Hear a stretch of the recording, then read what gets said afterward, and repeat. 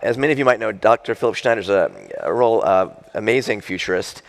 He is really often thought of as a guide to medicine, past, present, and future. He's an MD, MBA, JD. Please welcome our very special guest, Dr. Philip Schneider. Thank you. Thank you. I'm very happy to be here, and I am having a really good time staying here at the Coronado Resort. On the other hand, anytime I can spend $17 from an English muffin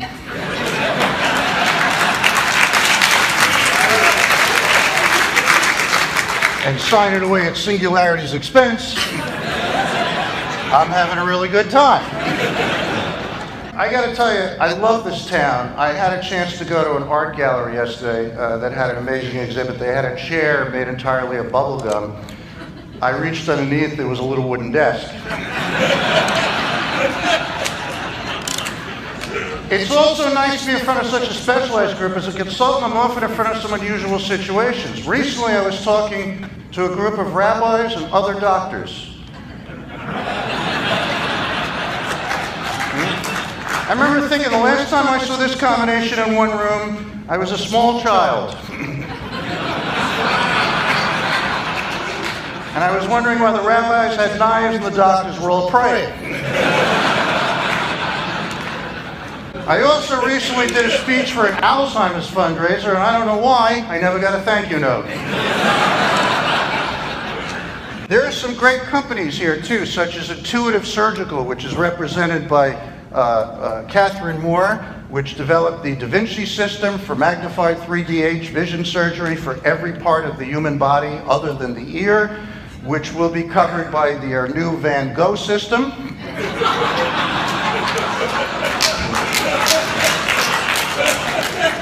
Which will cut out any hearing problems by removing the entire ear. And I say all this stuff despite the fact that I know some of you might feel my presence isn't needed today, in a way is interfering, and I'm here to tell you that's actually true. My presence isn't needed, in a way it is interfering, but we thought you should know what it feels like when you go to your patients, customers, and clients and annoy the hell out of all of them. With all that in mind, though, there are many questions that must be asked about your group and all your companies, such as whether software governance for augmented intelligence, robotics, personalized stem cell lines, point-of-care lab-on-a-chip diagnostics, gene editing, 3D printing, and microfluidics will enable greater increased pharma and drug discovery, synthetic biology, medical device development, and cryogenic organ regeneration, with Chinese medicine, Western medicine, Eastern medicine, Mid-Eastern medicine, Midwestern medicine, Northeastern, Southeastern, Southwestern, and Northwest Mid-Eastern medicine, while working with herbal medicines like ginkgo biloba, rocky balboa, yarrow, mallow, parsley, sage, rosemary, and thyme, with cupping, seaweed treatments, flotation tanks, and long-term prison fasting, to improve the blockchain, the medical supply chain, the cyber supply chain, the IT chain, the chain gang, and the love train. After taking into account X2AIs, ACAI, OSHA, EMS, PMS, HMOs, BINGO, C3PO, ABCD, EFG, EIEIO, RESPCT, GLORIA, Showtime, Cinemax, and La La Land. Thank you. Thank you. I would say that would be one question. Another question is, what the hell am I talking about? I have no idea, to be honest. I was just quoting Kaiser's CMO, John Madison, the whole time.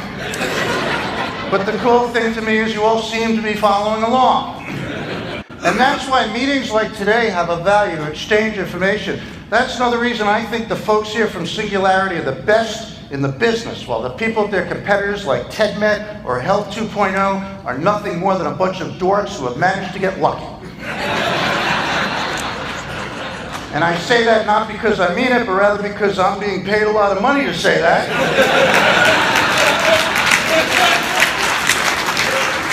So I hope you don't mind when I tell the people at TEDMed and Health 2.0, they're the best and you're a bunch of dorks at their next meeting.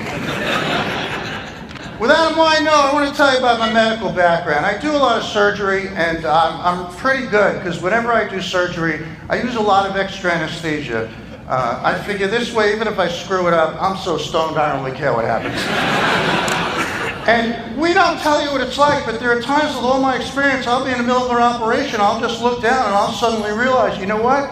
I have no idea what the hell I'm doing on this one. We call that exploratory surgery. Other times I'm trying to make an incision, I'll be shaking, you know, because Parkinson's has that effect. I'll end up making a giant X. As soon as I make the first X, I got to play the whole game of tic-tac-toe. So many of us listen to music during surgery to relax. Like I'll start an operation off, for example, with the Que Sera, Sera. And depending how it goes, I end up with He's a Magic Man or Stairway to Heaven. Generally followed by Shake It Off, Shake It Off, Shake It Off. Thank you so much. You've been a delightful crowd. Thank you very much.